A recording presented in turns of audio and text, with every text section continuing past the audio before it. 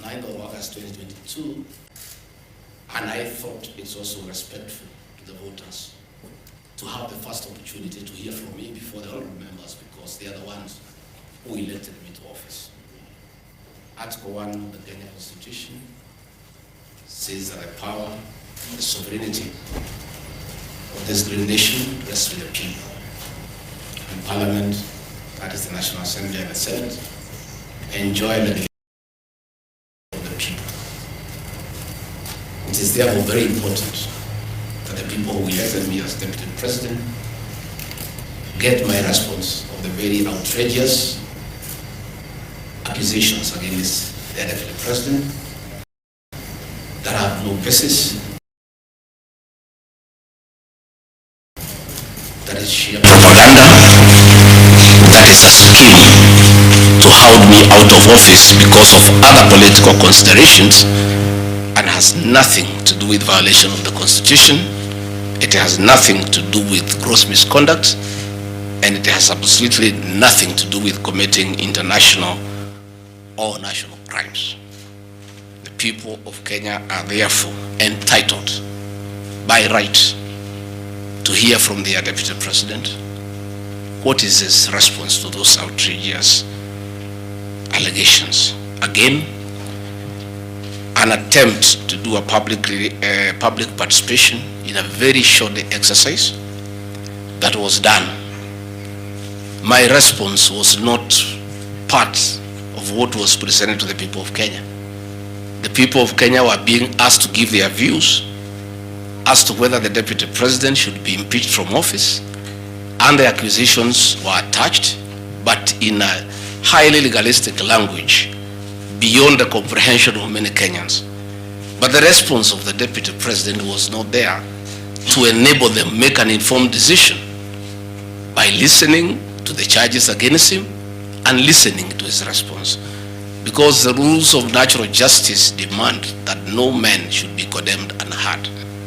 My lawyers will be vigorously challenging that public participation as a nullity, and that does not meet the threshold of public participation as expounded by the Supreme Court of Kenya during the celebrated case of Governor Peter Wabora. The motion alleges that 2 years since assuming office, Gachagua has acquired property and wealth whose estimated value is 5.2 billion, despite his known income by way of employment is 24 million. This is extremely outrageous. Honorable Mutuse goes ahead to give properties that he alleges are owned by one Gachagua. I trust he was just given a document to sign. Had he taken some bit of time to do some research, he would not embarrass himself and the National Assembly. James Ndiritu Gachagua was the governor of Nyeri and died in London on the 24th of February 2017, and US truly Gachagua was by his bedside. Prior to his death, 3 or 4 weeks before, in privacy, he wrote his will and appointed Gachagua as an executor of that will, jointly with Mwai Madenge, his close-time buddy, who is a quantity surveyor, and celebrated lawyer Njoroge Regeru. The three of us were tasked to manage his estate. In the will, you'll be given a copy. He did put his properties and assets and cash and anything that he owned in this world.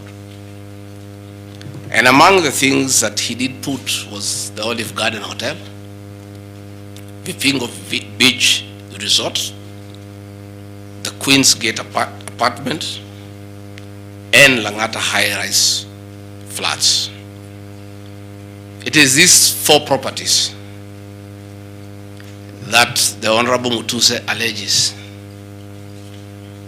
in the National Assembly that Rigathi Gachagua has acquired them after becoming Deputy President in 2022 when Ndiritu Gachagua died in 2017.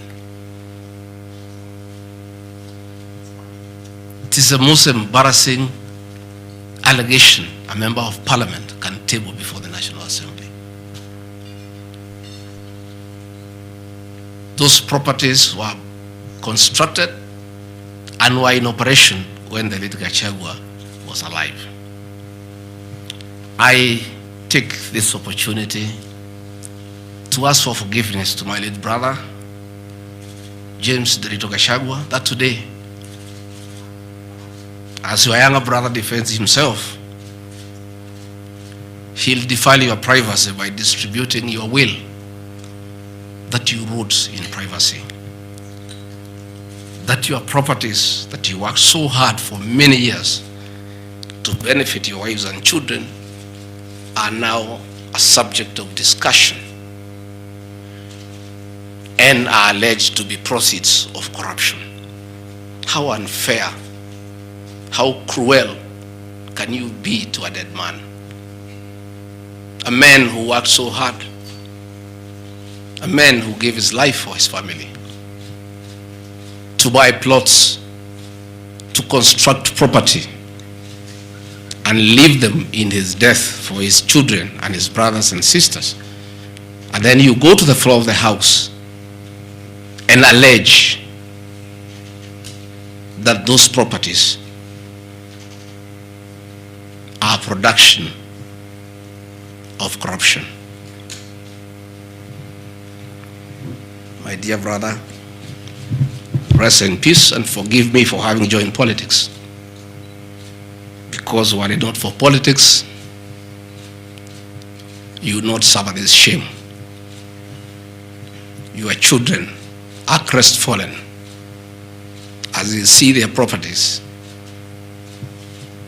being splashed in newspapers as proceeds of crime. The Olive Garden Hotel that is alleged to have been bought by Rigathi Gachagua belongs to the estate of the late James Ndiritu Gachagua. And in his will, he directed that we sell all his properties and divide the proceeds among his brothers, sisters, wives, and children. We, as the executors of his estate, and I want to pay tribute to lawyer Njoroge Regero and Mwai Madenge for their commitment and sacrifice to the Gachagua family. Many executors who have been given properties to run by deceased people end up misusing them and depriving the beneficiaries. These two great men and myself, because my brother knew I'm an honest man and a fair person, and he knew his family would never suffer in my hands. We were able to sell Olive Garden Hotel at 412 million and distributed the proceeds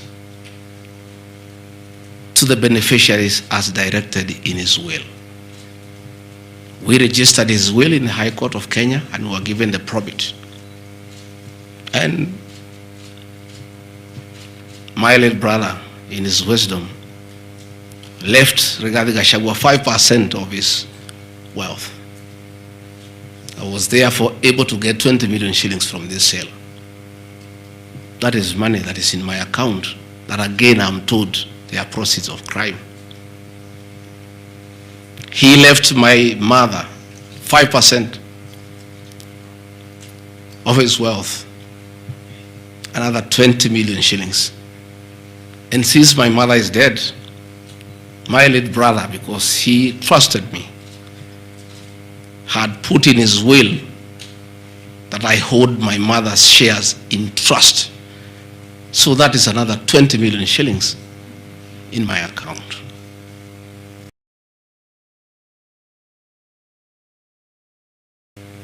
Again, my late brother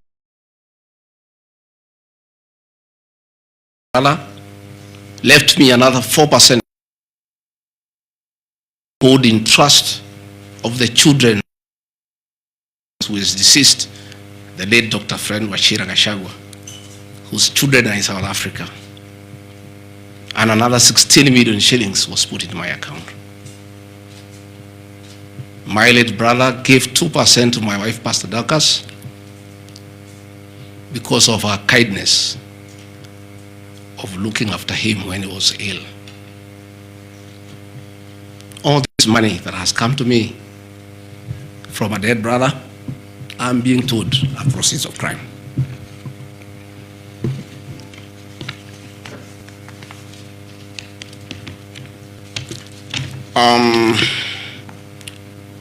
Queen's Gate Service Apartments, another property belonging to the late Gachagua, is another property that I'm told I've bought as when I'm deputy president. That is why I have 5.2 billion worth of money.